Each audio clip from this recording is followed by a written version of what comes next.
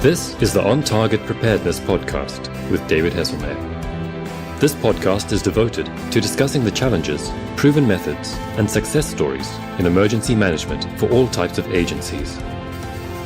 Here is your host, David Hesselmeyer.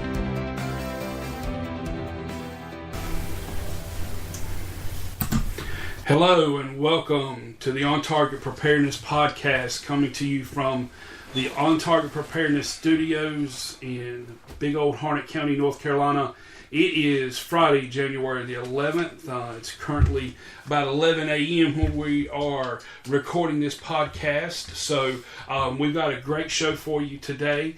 And we actually have, I believe, a record in terms of the number of people who will be on our podcast. I think before the record was like 3 people on it, and we actually have a total of 5 today.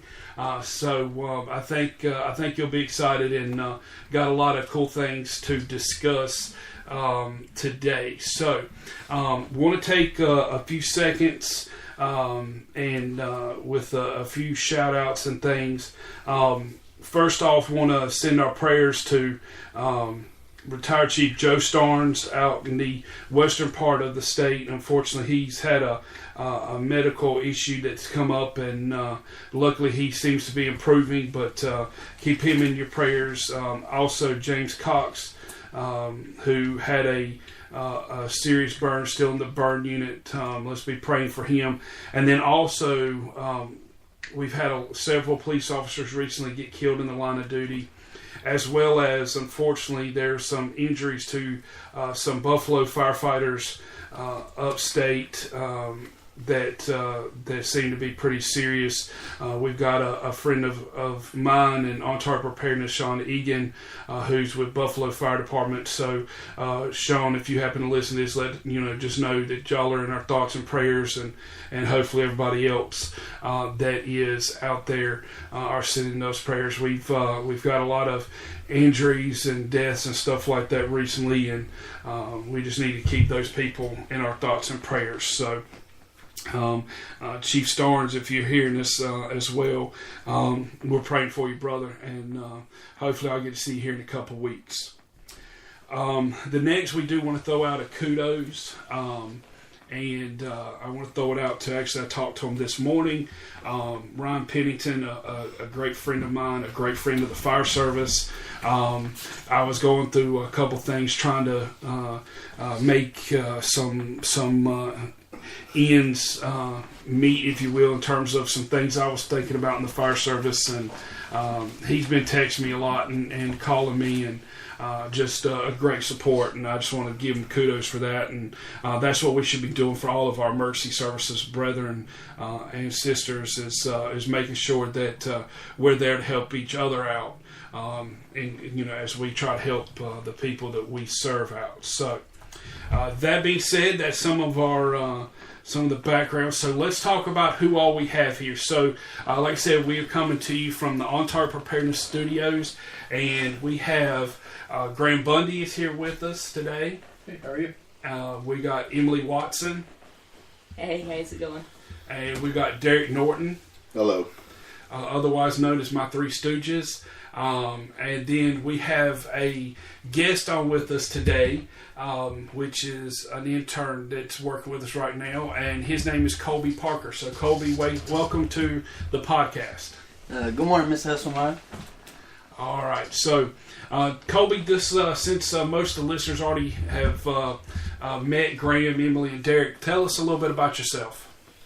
Well, my name is Colby, and I've just graduated from Campbell University, majoring in Homeland Security, and I'm wanting to dive into the emergency management process and try to help some people out. And I'm from around here. I lived in Andrew most of my life, and I'm really excited for this podcast today.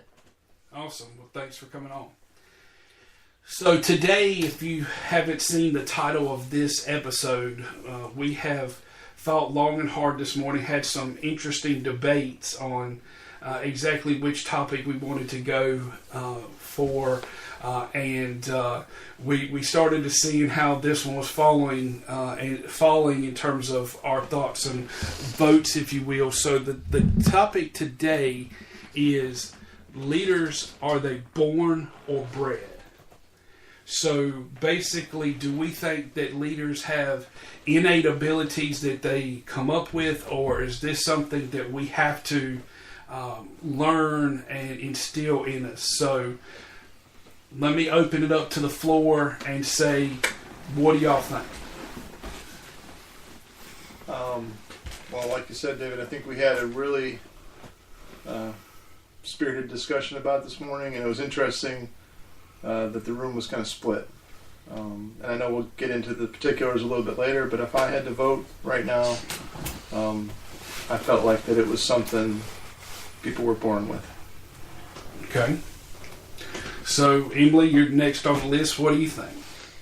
I think it's a little bit of both. I mean, I think some people are more naturally better leaders, but while some of those skills you have to develop, I mean, it's kind of like that initial energy kind of thing. Somebody has to take the time and mold that person, put the time and energy into them to make something that's good, better, and best. Okay. So if I had made you pick one, which one would it be? I'd have to go with being made and bred over being born a leader. Okay. All right. So we got one apiece. All right, Derek, what do you think? I do agree. I think that it's a little bit of both. But if I had to pick one, I think, a leader can be born and have those traits. And he could not have any guidance, and people will just naturally flock to him. The more I thought about us talking about it today.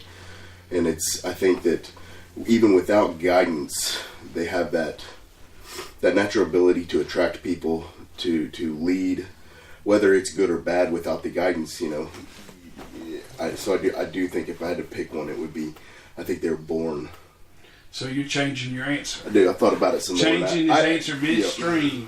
All right, so 2-1. All right, so we don't know how this was going. What I was going to do is sit there and go through us four, because it was, as Graham said, split half and half. So you kind of screwed that one up for us, because I was going to sit there and make the intern, give his opinion as the deciding factor, that swing vote. But since you kind of took us into left field, let's ask Colby, what do you think? Okay, so I think that people are born with traits that they can turn into a great leadership, but I don't think everybody knows how to use those traits out the gate. So I definitely think that you're bred into a leader instead of one. All right, so it's half and half, with mine as a swing vote. Well, honestly, I have to say that I agree with Graham and Derek. I do think that you are always working on your skills and abilities to get better as a leader, but I don't think that's something that you can make. You cannot take a person and put them in a position and say, be a leader. And I think that's one of the things that we see as a problem this day and age. How many times do we have somebody come in that, we put in a position and we go, lead. Now you're the head of this, lead. And I'm not saying they always fail, but a lot of times they fail because they're going off of just some training, some experience, that they have built up some skills, but there's some abilities, there's some natural abilities, to do that. And, Graham, I think you were mentioning a minute ago, Graham, you or Derek, that, there's that a leader has to be somebody that people want to flock around, that they just, they have that natural desire. And not all people have characteristics that we want to be around. I mean, we got friends, we got family that, we love to be around, and there's some we don't. And there's just a lot of things that go with that. So there's some of that, that we just can't. I mean, I'm sure y'all have probably seen people who have been put in a role and they expect, just because they've got a title, they're chief of this, they're director of this, hey, now you should be able to lead, and they fail miserably.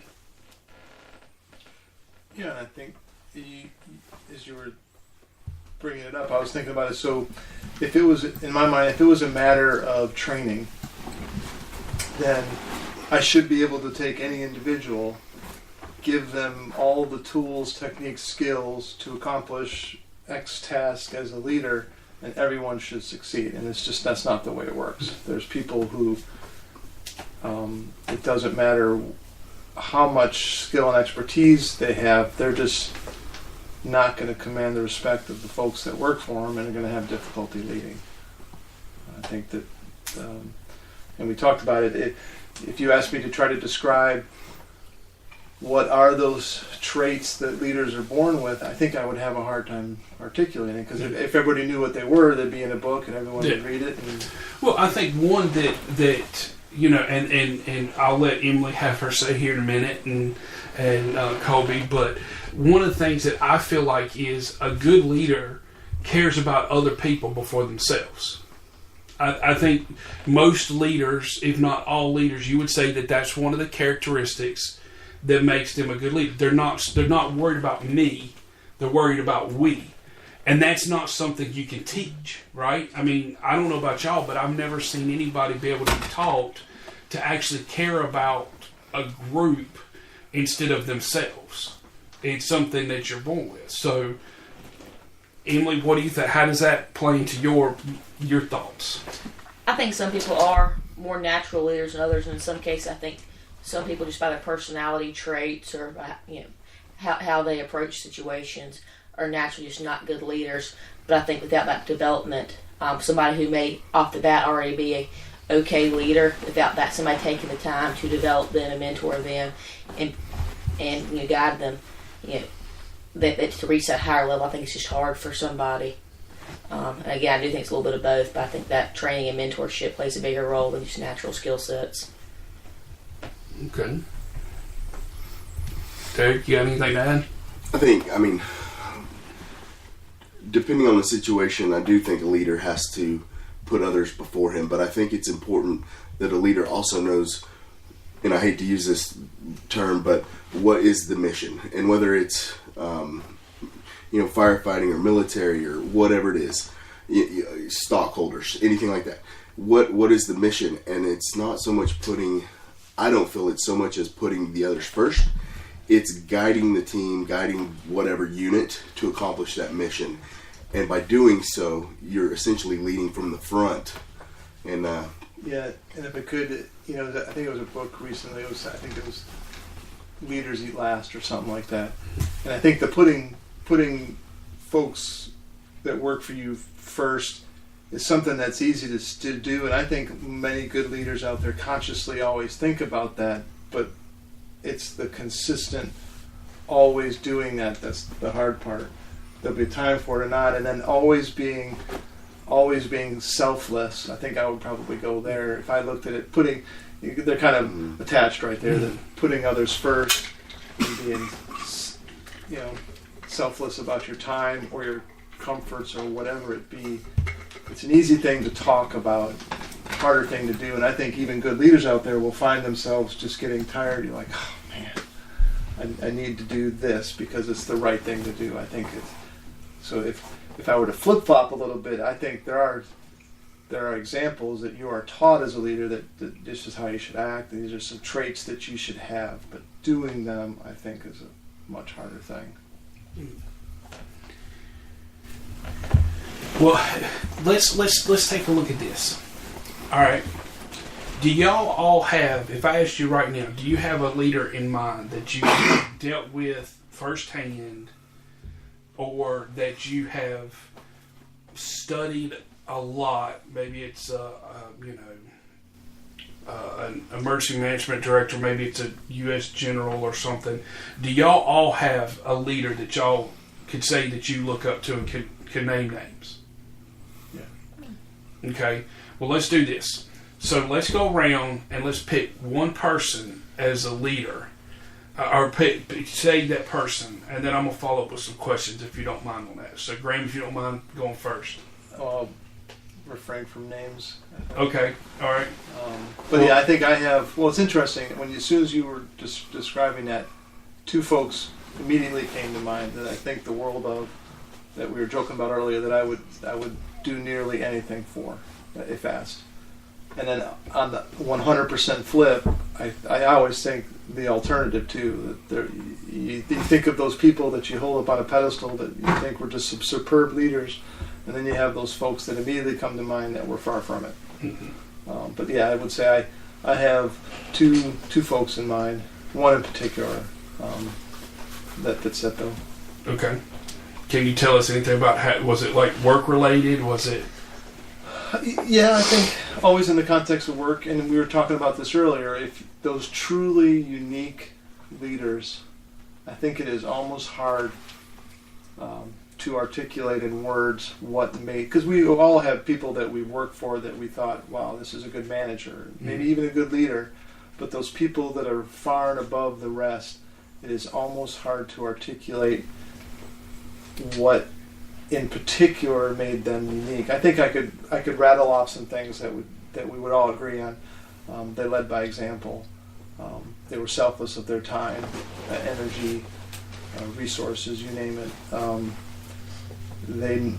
I think in particular maybe selfless of their time, knowing how busy they may or may not have always been, they would always make time for the individuals, every individual in the organization that worked for them. They were always willing to put themselves at the same level of risk of everyone else in the organization, regardless of their roles or their responsibilities. And I would say too, I think this is a necessary quality that maybe Emily will say, they were, in my mind, they were the best person at the job that the organization did, but they were there for a reason, that you knew whatever they were asking you to do, they could do themselves and probably do it better. That they were the most proficient at whatever we were tasked with doing that day. Well, okay, so instead of going down that line then, let me ask each one of you this. With the leader that you have in mind, what is the trait that you respected the most about them? Let's start with Derek. Like, what is, with that leader, what is that one trait? I mean, and without a doubt, because you're probably your top of your pick, there's going to be multiple, like Graham just said. But if you sit there and had to say one that just really, for some reason, stuck out, what would you say about the person you're thinking about? I think there's a lot, but when I look at the overall, the big picture, what even the smaller traits individually aren't as important as the one that comes to mind is just this relentless drive to continue to better themselves and everybody around them. No matter the situation, no matter what is going on, there is an internal fire within them that is just pushing their gears, which is in turn pushing everybody's gears around them. And it's just that relentless effort to succeed at whatever the situation is. Well, and that's an awesome thing, because, I know specifically in the fire service, we talk about that a lot, and we call it passion, passion for the job. And that's one of the things that I've been thinking a lot about.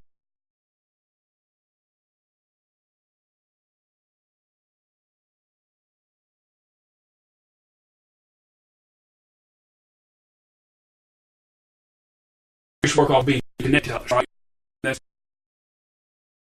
And so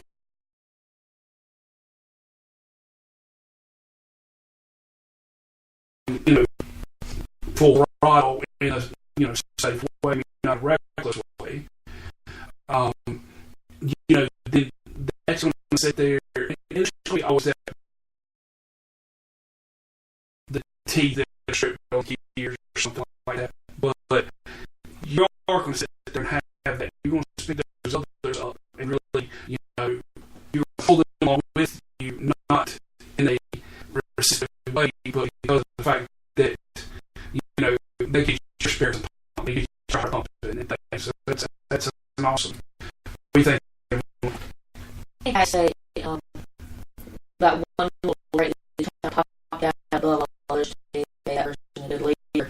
But he has a great way of balancing, making sure that the folks they take care of it, making sure the job got done. That develops Saturday, make sure to take time to explain, what problems, how our first problem, things like that. But also, taking care of the folks, the job got done, making sure always somebody not but holding me accountable, and doing professional development type thing. I think that balance there and doing not getting too one side of the other. It's really easy to be friends with the folks underneath you, but sometimes you don't need to be BFF with your employees. You need to stand firm on holding them accountable for stuff. I think walking that line to making sure at the end of the day the stuff got done, I think that was what I really admired out of that person. So you're saying we all can't be friends no more? I'm not saying that, but I'm saying that, they're sitting around here joking, having a good time, but when the rubber meets the road and we have to get stuff done, we got to get stuff done, because ultimately, this is a business. My bills have to be paid, your bills have to be paid. We all have to eat. And walking that balance, it's a fine line sometimes. Absolutely, yeah. I mean, it's, I've joked around with some of the firefighters in my department. It's like, after the training's done, after all the official things are done, we can sit there and play pranks and joke around and stuff like that. But, as a senior firefighter that have people look up to me, there's a point when that alarm goes off. I'm not here to make recommendations of orders or things like that. We got to get down to business, And playtime's over. Right, absolutely. So, what do you think, Colby?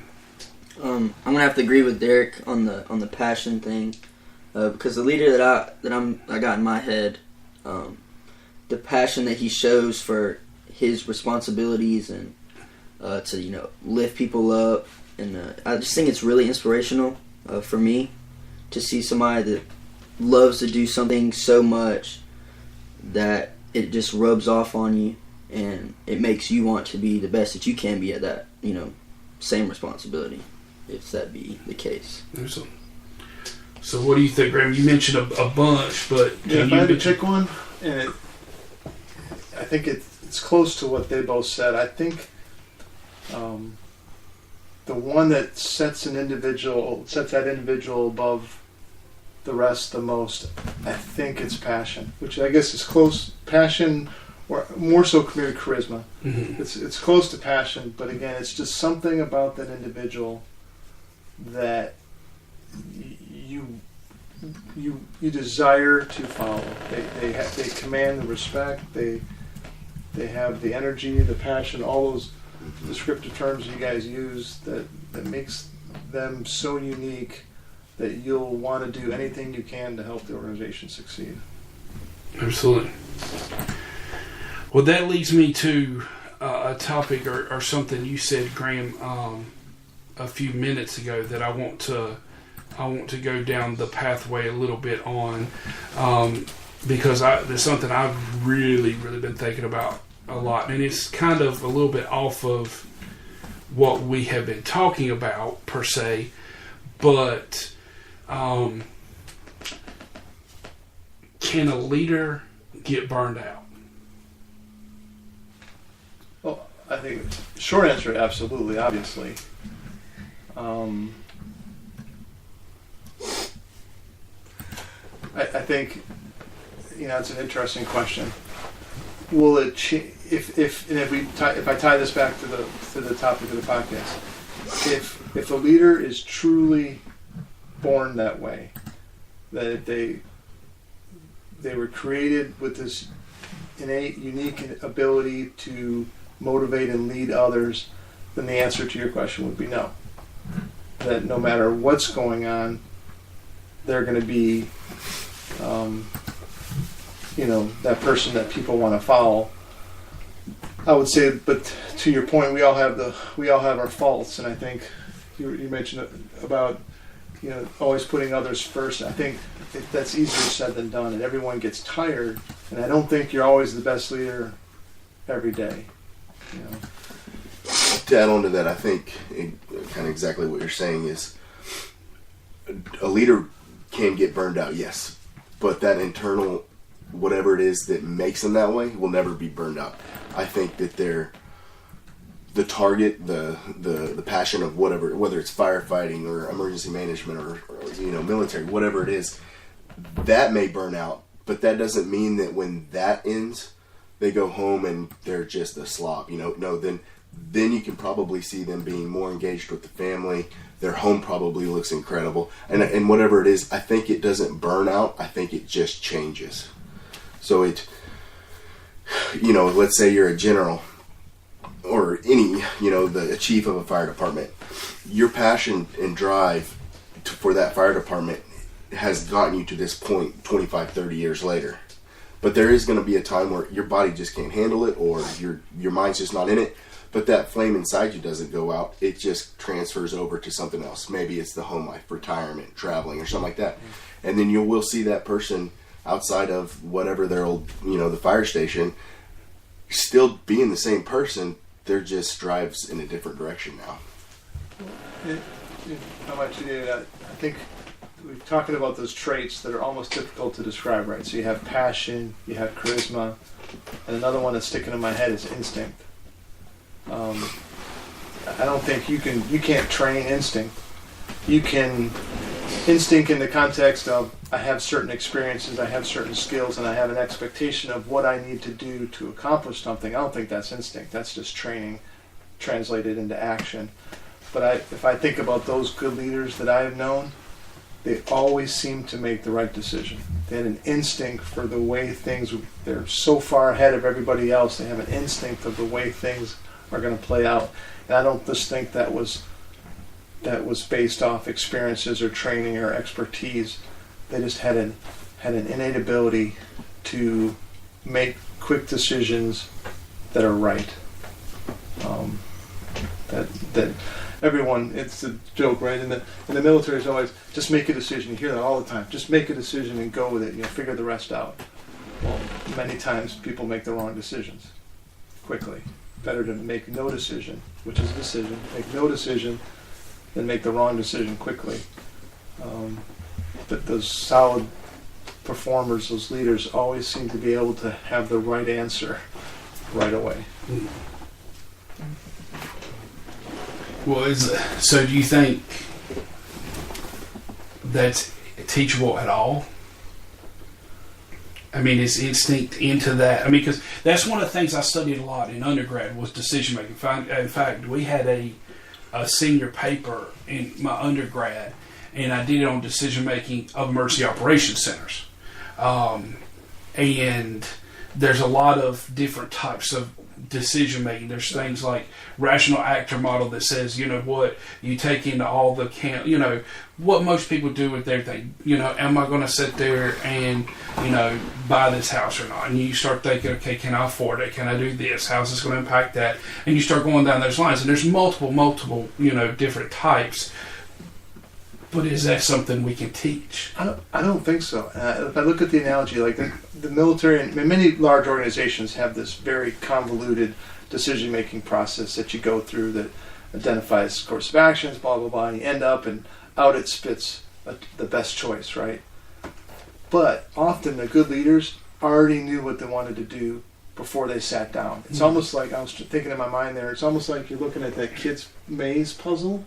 And you all know those people who can look at a puzzle and already visualize the answer to the end. I'm one of those guys that has to actually have my pen on the paper and move. I think that's the decision-making process, right? And you're moving through and you're getting to the end. Oh, I got to back up. But there's some people that can look at a maze and already see the solution. I think there's leaders that have already gone through and instantaneously gone through the decision-making process in their head and instinctively know the right answer.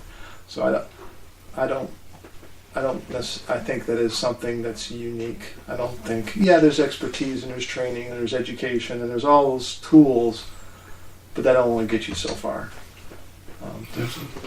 What do you think? Can we teach decision making to that and that instinct? I think some people do have more natural aptitude for it than others, and I think that's kind of what Graham's alluding to, is that there's some things somebody's just born with. You can't make somebody any better in some aspects. Some folks are just naturally better than others. I think just based on their personality traits and how they were born. So have we convinced you to change your vote? I mean, I'm still middle of the road on it. I mean, what about you, Colby? We turned your decision the other way yet? No, because I don't think a great leader, particularly, in my opinion, needs an instinct, because an instinct is I think the definition of it is an unlearned behavior or a way you handle things. So you can't learn it. But I think that if you do not have good instincts, I think you're still able to be a good leader. So I still think that the conclusion of being a good leader in itself is still taught more than learned, or more than being bred with. Okay. Or born with. All right. Well, let me throw this out there, because this is y'all. Y'all know me well enough to know that one of the biggest things I believe in, especially as a leader, if you want to say that, is self-reflection. I think that a good leader has to be willing to self-reflect on themselves, look at the positives, admit the negatives or the weaknesses, and work on those. So we mentioned one of the characteristics that your leader has that you really appreciate. So now let's do a self-assessment. What is a leadership characteristic that you feel like that you have, that you're proud of as being a leader? And let's start with you, Graham, if you don't mind. I gotta think about it. I don't know if I like this. Yeah. Well, okay. Well, I would say this. I think for me, and I really had to think about this, it's difficult. Self-reflection is a difficult talent. Yeah. I think I always kind of felt like it's going to come out wrong with that. Nothing was ever good enough.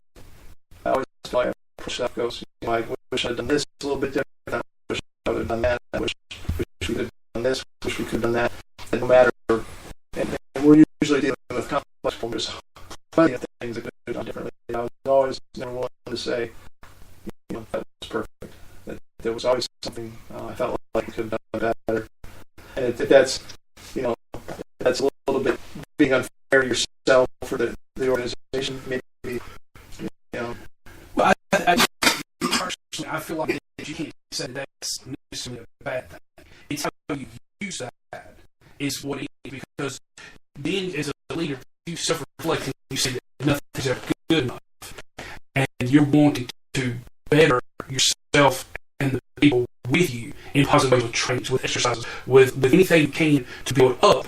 Then I think that's totally a positive thing, because we're never going to do it perfect. Never will we ever be able to do anything perfect.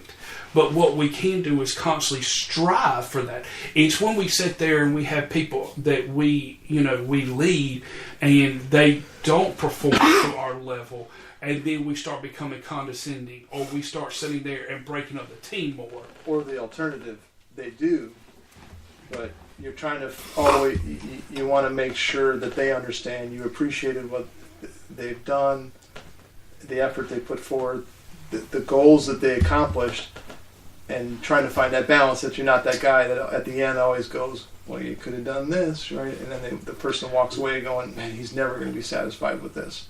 So it's finding that balance of not accepting that there's always room for improvement, but accepting that, sometimes performance meets your expectations and you're happy with that, but finding that balance, I guess, is the best way to put it. And I think a great example of that, and hopefully this is the way y'all felt about it with us, but we did those 9 grants recently, we won't say what name, and due to some reasons we didn't get a single one of them. It wasn't for lack of effort, but the thing that I said is what could we have done better? It wasn't, hey, we failed at this miserably, hey, we're horrible, hey, but it was just like that. All right, we want to be successful, so how can we change that to be successful? What actions can we do? And that's why I always try to do it that way too, is because when you sit there and pull out that we, there's generally less chance for anybody to be offensive. If I sit there and look at us as a group of 5 and I said, all right, so we didn't do that as well. We did not do this podcast as good as I wanted to do. Here's how we could get better. We're sitting there and I think there's times you have to be direct, but there's also those times where you sit there and you can get across a point by just saying, hey, we can do this and we should have thought about this and things to that nature. And then just put everything in a building spin. Anytime I've ever talked to you all in trying to work with y'all has been solely for a fact of, hey, how can I make you better?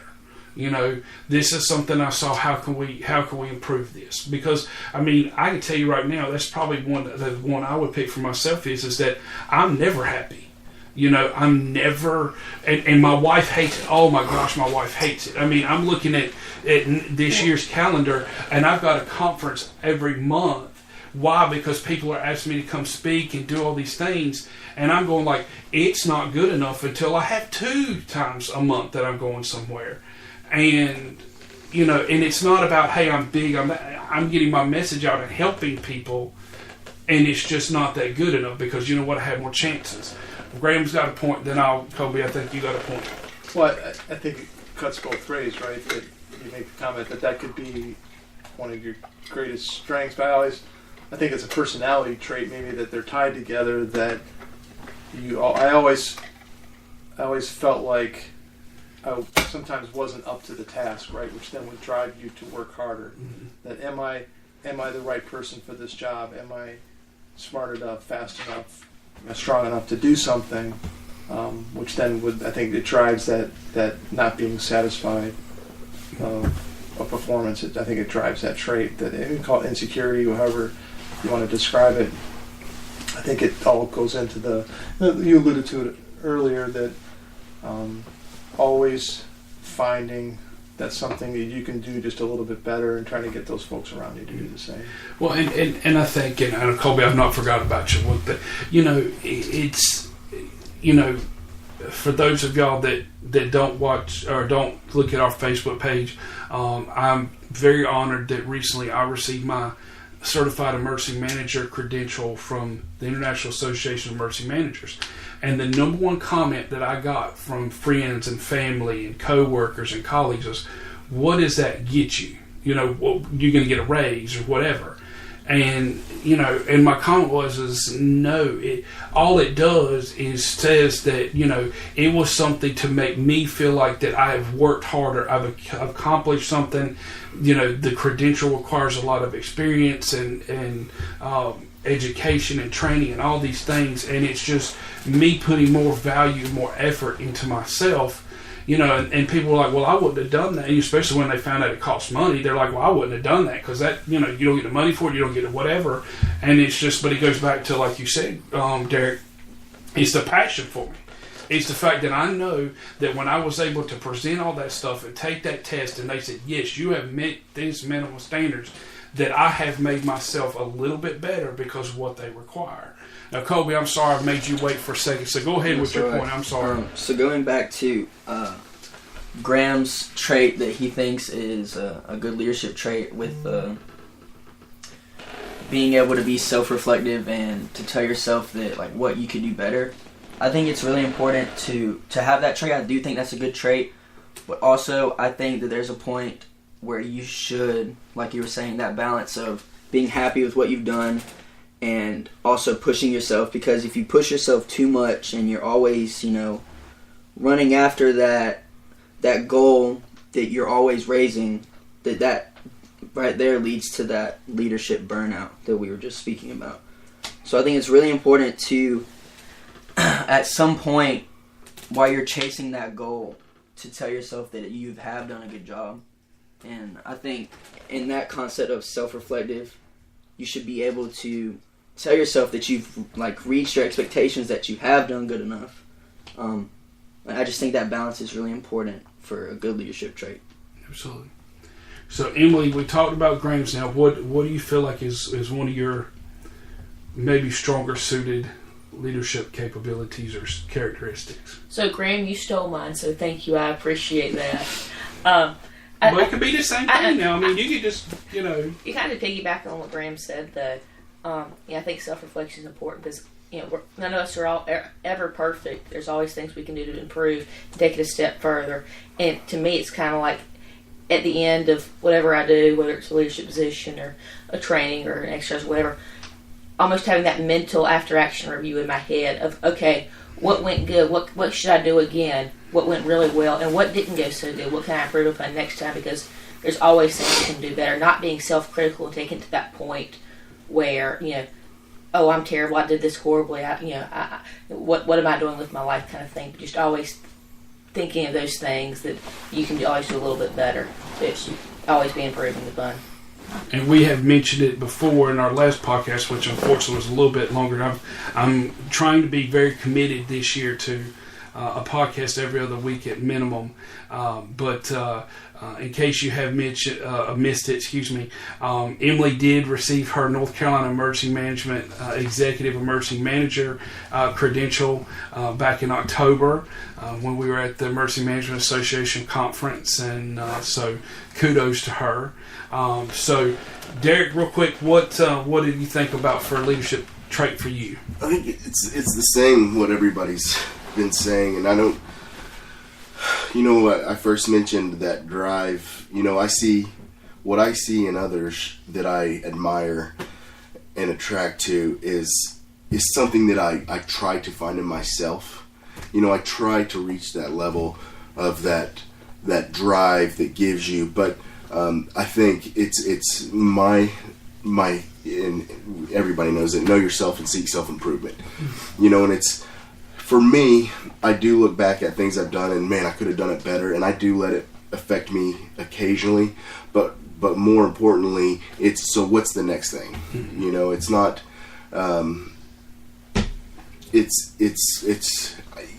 hate to use this word, but an achievement, achieving the next goal, making sure that you do have the goals and that you're still driving to those goals. And I think by having these particular people in my head that you had talked about at the beginning, I constantly think about these guys throughout my life who have played roles in it, whether they know it or not, but because of their passion and charisma have affected me, and I feel I'm trying to reach that level of always driving to reach the next goal, or just knowing myself and seeking self-improvement. Where'd I go wrong, but not dwelling on it too long, but then what's next? Absolutely. Very good points. Well, unfortunately, we are running out of time. We always joke about this when we start the podcast that we try to shoot for about 30 minutes with a 45-minute cap of time.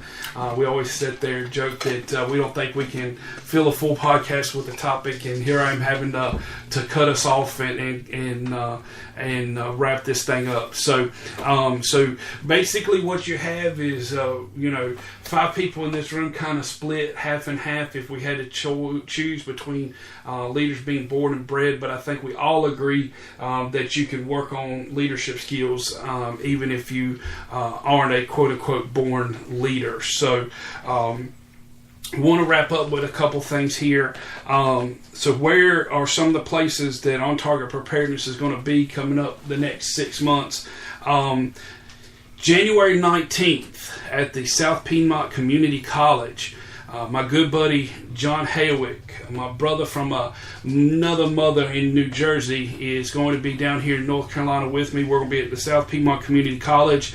We're going to be giving a new training in the morning called Grant Writing for Emergency Services, Applying Knowledge, followed by John doing a Commanding the First 30 Minutes course for a couple hours, which I'm looking forward to taking myself. I've never had a chance to take that with him, so I'm looking forward to it. And then I'll be following up and ending the day with my recruitment and retention, how to get good people and keep them. Again, that's January 19th. You can contact South Piedmont Community College for information on that.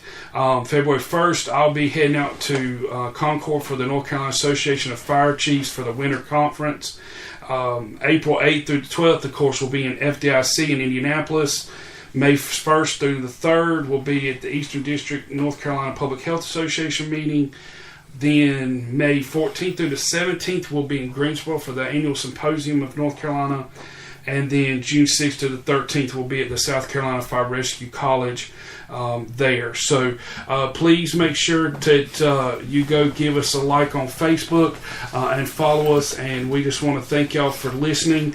And you can always go to our website at ontargetprep.com. This has been the On Target Preparedness Podcast with David Hesselmeyer. Please contact us concerning feedback, questions, or thoughts at info@ontargetprep.com or at 910-214-4086.